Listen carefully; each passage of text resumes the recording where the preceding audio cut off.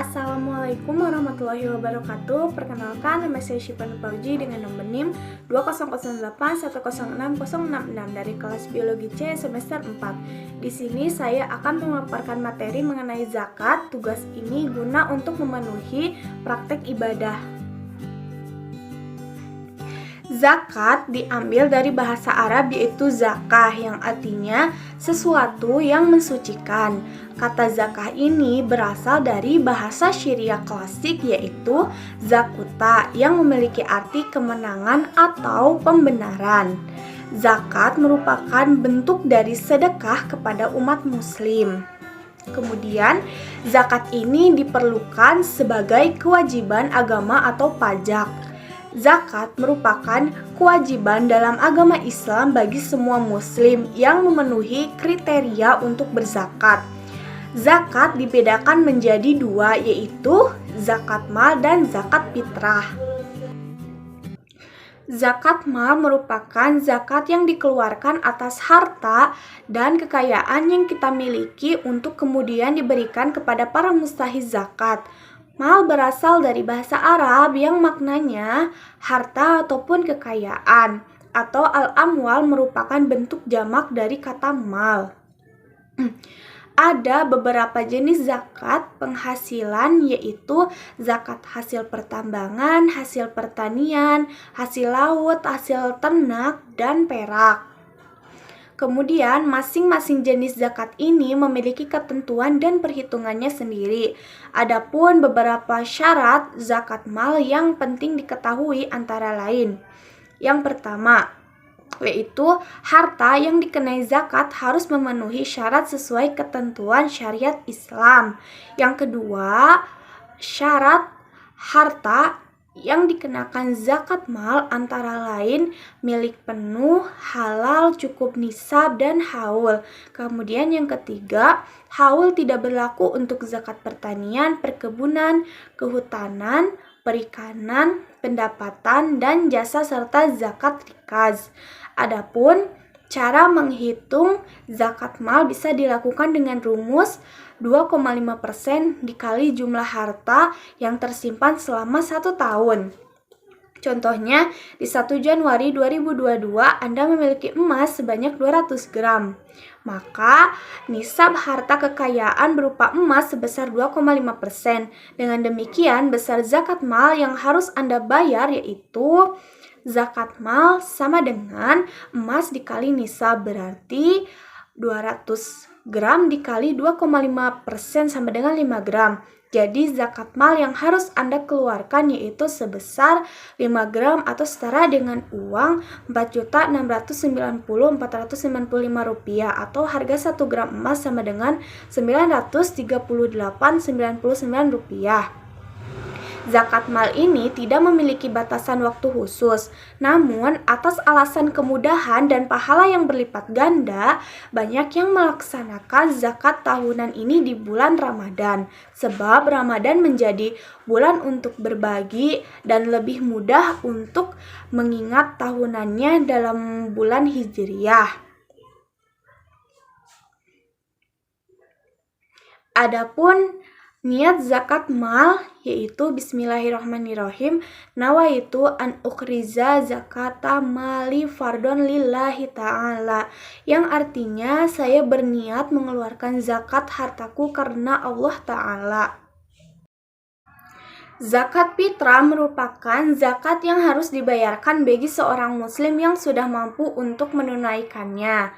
Zakat fitrah merupakan zakat yang wajib dikeluarkan 1 kali dalam setahun. Waktu membayar zakat fitrah dilakukan pada bulan Ramadan. Biasanya dibayarkan menjelang Hari Raya Idul Fitri. Kemudian, yang membedakan zakat fitrah dengan zakat yang lainnya, yaitu zakat fitrah diharuskan untuk ditunaikan sebelum sholat Idul Fitri dilaksanakan. Besar zakat yang harus dikeluarkan untuk zakat fitrah adalah sebesar 1 sya atau 2,5 kg beras, kurma, sagu, dan gandum. Besarnya zakat juga bisa disesuaikan dengan konsumsi per orang dalam 1 hari. Ketentuan ini berdasarkan pada hadis sahih di atas. Zakat fitrah juga bisa dibayarkan dengan bentuk uang yang setara dengan 1 sya gandum, kurma, atau beras. Nominal uang tersebut disesuaikan dengan harga bahan sembako yang dikonsumsi atau berlaku di daerah tersebut. Adapun niat zakat fitrah yang dikeluarkan tiap orangnya berbeda. Berikut adalah niat zakat fitrah. Yang pertama yaitu niat zakat fitrah untuk diri sendiri. Bismillahirrahmanirrahim.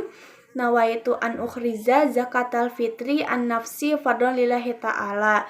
Yang artinya aku niat mengeluarkan zakat fitrah untuk diriku sendiri fardu karena Allah Ta'ala. Yang kedua yaitu niat zakat fitrah untuk istri. Bismillahirrahmanirrahim. Nawaitu an ukhriza zakatal fitri an zaujati fardhon lillahi ta'ala. Yang artinya aku niat mengeluarkan zakat fitrah untuk istriku fardu karena Allah Ta'ala. Yang ketiga yaitu niat untuk anak laki-laki. Bismillahirrahmanirrahim. Nawaitu an ukhriza zakatal fitri an waladi fardhon lillahi ta'ala. Yang artinya aku niat mengeluarkan zakat fitrah untuk anak laki-lakiku fardu karena Allah Ta'ala. Kemudian yang terakhir yaitu niat untuk anak perempuan. Bismillahirrahmanirrahim. Nawaitu an ukhriza zakatal fitri an binti fadlillahi ta'ala. Yang artinya aku niat mengeluarkan zakat fitrah untuk anak perempuanku fardu karena Allah Ta'ala. Muzaki merupakan seseorang muslim atau badan usaha yang berkewajiban menunaikan zakat. Adapun syarat sebagai muzaki antara lain Islam, merdeka, baligh dan berakal sehat, memiliki harta yang cukup nisab, memiliki harta atau kekayaan yang sudah memenuhi haul dan memiliki harta secara sempurna.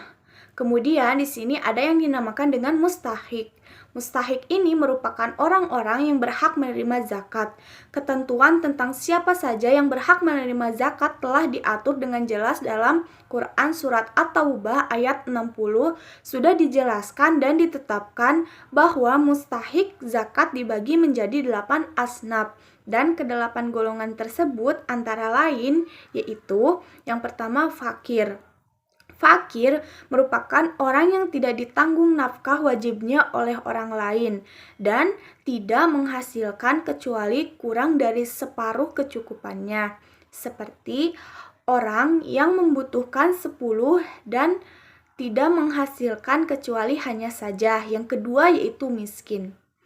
Orang miskin merupakan orang yang memiliki penghasilan yang menutupi sebagian dari kebutuhannya, akan tetapi tidak memberinya kecukupan yang layak dengan keadaannya, seperti orang yang membutuhkan 10 dan tidak menghasilkan kecuali hanya 8. Yang ketiga yaitu amil. Amil merupakan orang yang ditugaskan oleh khalifah untuk mengambil zakat dari pemilik harta, membayarkannya kepada orang-orang yang berhak menerimanya dan tugas-tugas semacamnya, dan khalifah tidak memberinya upah atau gaji dari baitul mal. Yang keempat yaitu mu'alaf. Mu'alaf terdiri dari beberapa macam, diantaranya yaitu orang yang tadinya kafir kemudian masuk Islam dan belum membaur dengan kaum muslimin, maka diberi bagian dari harta zakat agar niatnya semakin bertambah kuat dalam Islam. Yang kelima yaitu riqab.